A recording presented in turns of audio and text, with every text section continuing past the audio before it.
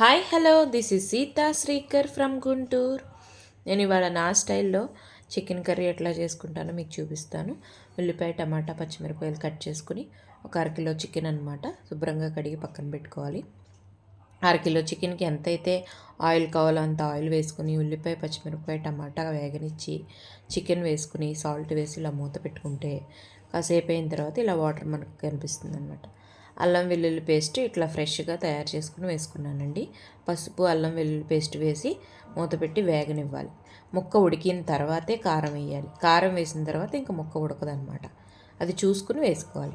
మీకు ఎంతైతే కావాలో అంత కారం వేసుకోవాలి. ఇంకా మీకు గ్రేవీ చిక్కగా కావాలంటే కొంతమంది వేరుశనగ పౌడరు, జీడిపప్పు పౌడరు ఇవన్నీ వేస్తూ ఉంటారు. నేను అవి ఏమీ వేయను అనమాట.